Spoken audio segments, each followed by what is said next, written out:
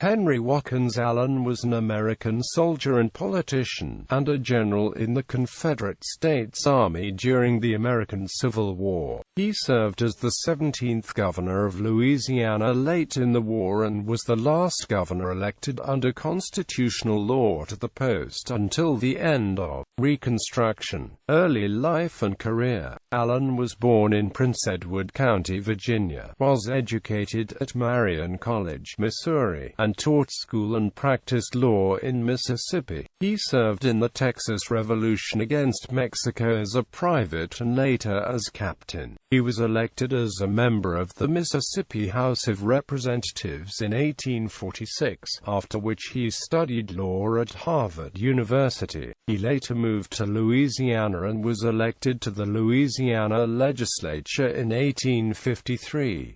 In 1859, he went to Europe with the intention of taking part in the Italian struggle for independence, but arrived too late. He toured through Europe, the incidents of which are recounted in Travels of a Sugar Planter. He was re-elected to the legislature during his absence, and on returning took a prominent part in the business of that body. He had been a know-nothing in politics but had joined the Democratic Party when Buchanan was nominated for president in 1856. Civil War service. Allen enlisted as a private in the 4th Louisiana Infantry Regiment but was quickly promoted to lieutenant colonel on August 15, 1861. Allen became the regiment's colonel on March 1, 1862. He was seriously wounded at Shiloh and Baton Rouge. Colonel Allen met Sarah Morgan on November 2, 1862, when he was still unable to walk due to his wounds in both legs at the Battle of Baton Rouge. She described him as a "wee little man with a dough face." In early 1863, while slowly recuperating, Allen served as military judge of Pemberton's Army of Mississippi, at the same time also serving as Major General of the Louisiana Militia. In June 1863, he suffered further injury while escaping a hotel fire at Jackson, Mississippi. He became a brigadier general on August 19, 1863, and was elected governor of Louisiana in 1864, losing office when the Confederacy collapsed in 1865. As governor, Allen secured legislative passage of a law to prevent illegal impressment by Confederate agents. Another law allowed Allen to purchase medicine and to distribute it to the needy.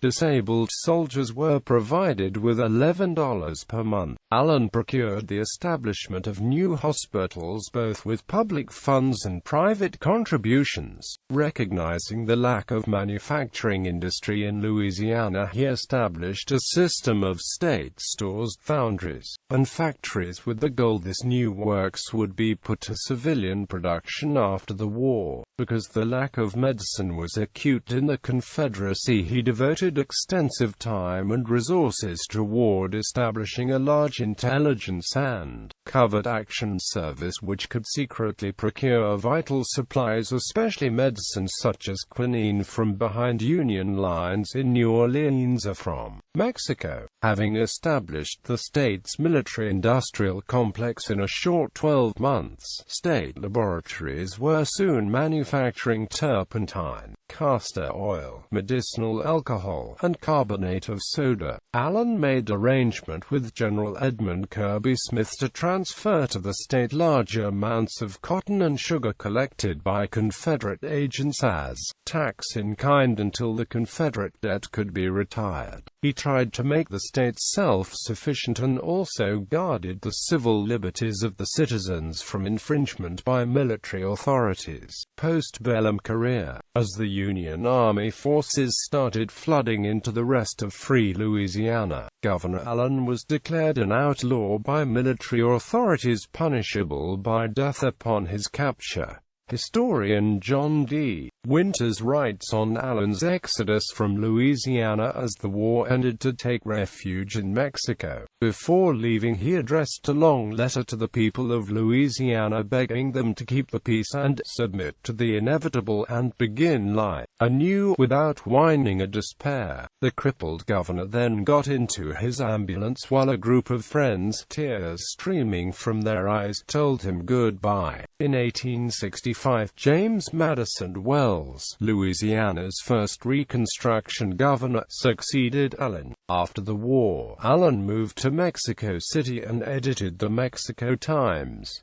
He assisted in the opening of trade between Texas and Mexico. He died in Mexico City of a stomach disorder. His body was buried at Lafayette Cemetery in New Orleans, and later moved to the grounds in front of the old Louisiana state capitol in Baton Rouge. Honors Allen Parish in western Louisiana is named for him, as is Port Allen, a small city on the west bank of the Mississippi River across from Baton Rouge. The Henry Watkins Allen Camp No. 133 of the Sons of Confederate Veterans is named in his honor. The neighborhood in which he lived while in Shreveport bears the name Allendale. Camp No. 435, Sons of Confederate Veterans, was chartered in 1903 as the Kirby Smith Camp, but the name was changed prior to 1935 to the Henry Watkins Allen Camp No. 435 in honor of Shreveport's famous resident. The camp is no longer in existence.